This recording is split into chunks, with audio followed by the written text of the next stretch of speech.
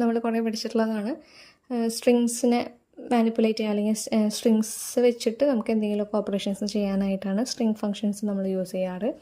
PHPയിലുള്ള string functions എന്ന് പറയുന്നത് ഒന്ന് CHRഉം അതുപോലെ strlen, strpos, strcmp ഇത്രയും ഫങ്ഷൻസാണ് PHPയിൽ നമ്മൾ സ്ട്രിങ് ഫങ്ഷൻസ് ആയിട്ട് യൂസ് ചെയ്യണത്. ഓരോന്ന് എന്താണെന്ന് നോക്കാം. ഫസ്റ്റത്തെ സ്ട്രിങ് ഫങ്ഷനാണ് CHR എന്ന് പറയുന്നത് CHR എന്ന് എഴുതിയിട്ട് ഉള്ളിലൊരു ആസ്കി വാല്യൂ കൊടുക്കുക. ആസ്കി വാല്യൂ ആണ് കൊടുക്കേണ്ടത്.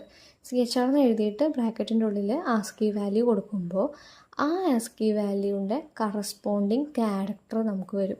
ഇപ്പോൾ ആസ്കി വാല്യൂ എന്താണെന്നൊക്കെ നമ്മൾ പഠിച്ചിട്ടുള്ളതല്ലേ +1.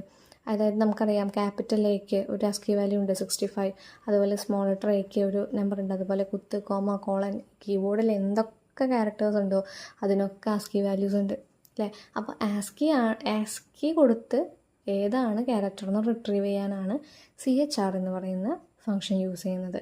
ഇവിടെ ഡെഫിനിഷൻ എഴുതിയിട്ടുണ്ട്. The CHR function returns A character from the specified ASCII value. എഴുതേണ്ട സിൻടാക്സും കൊടുത്തിട്ടുണ്ട്. CHR എന്ന് എഴുതിയിട്ട് അതിൻ്റെ ഉള്ളിൽ ആസ്കിയാണ് കൊടുക്കേണ്ടത്. നെക്സ്റ്റ് ഫംഗ്ഷനാണ് strlen. പേര് കേൾക്കുമ്പോൾ തന്നെ അറിയാം നമുക്ക് ലെങ്ത്ത് കണ്ടുപിടിക്കാനാണ്. strlen എന്ന് എഴുതിയിട്ട് അതിൻ്റെ ഉള്ളിൽ ഏത് സ്ട്രിങ് കൊടുക്കുന്നോ അതിൻ്റെ ലെങ്ത്ത് നമുക്ക് തരും. അത് ലെങ്ത്ത് എന്ന് പറയുന്നത് എന്താ, ടോട്ടൽ അതിൽ എത്ര ക്യാരക്ടേഴ്സ് ഉണ്ട് അതിൻ്റെ എണ്ണം. ഇനി നെക്സ്റ്റ് സ്ട്രിങ് ഫംഗ്ഷനാണ് strpos. പേരിൽ തന്നെ ഐഡൻറ്റിഫൈ ചെയ്യാൻ പറ്റും, പൊസിഷൻ കണ്ടുപിടിക്കാനാണ്. അതായത് strpos എന്ന് എഴുതിയിട്ട് നമ്മൾ അതിൻ്റെ ഉള്ളിൽ 3 ആർഗ്യുമെൻറ്റ്സ് ആണ് കൊടുക്കുക. അതായത് അതിൻ്റെ ഉള്ളിൽ നമ്മൾ കൊടുക്കുന്ന സ്ട്രിങ് അതായത് ഒരു സ്ട്രിങ് ഉണ്ടാവും. ആ സ്ട്രിങ്ങിൻ്റെ ഉള്ളിൽ വേറൊരു സ്ട്രിങ്സ് എന്തെങ്കിലും ഉണ്ടാവും. അതിൻ്റെ പൊസിഷൻ കണ്ടുപിടിക്കാൻ, ഒരു സ്ട്രിങ്ങിൻ്റെ ഉള്ളിലുള്ള സ്ട്രിങ്ങിൻ്റെ പൊസിഷൻ കണ്ടുപിടിക്കാനാണ് strpos എന്ന് പറയുന്ന ഫംഗ്ഷൻ യൂസ് ചെയ്യുന്നത്. അത് കണ്ടുപിടിക്കുമ്പോൾ ഫസ്റ്റത്തെ ഒക്കറൻസ് ആയിരിക്കും. അതായത് ഇപ്പോൾ ഒരു സ്ട്രിങ് കൊടുത്തു, അതിൻ്റെ ഉള്ളിൽ വേറൊരു സ്ട്രിങ്ങിൻ്റെ പൊസിഷൻ കണ്ടുപിടിക്കാനാണെന്ന് വെക്കാം. കണ്ടുപിടിക്കേണ്ട സ്ട്രിങ് ഒന്നിൽ കൂടുതലുണ്ട് ആ ഒരു സ്ട്രിങ്ങിൽ. അപ്പോൾ ഫസ്റ്റത്തെ ഒക്കറൻസ്, അത് ഫസ്റ്റത്തെ ആ സ്ട്രിങ് വരുന്ന ആ പൊസിഷനായിരിക്കും നമുക്ക് കിട്ടുക. ഇവിടെ എഴുതിയിട്ടുണ്ട് strpos function finds the position of the first occurrence of A string inside another string.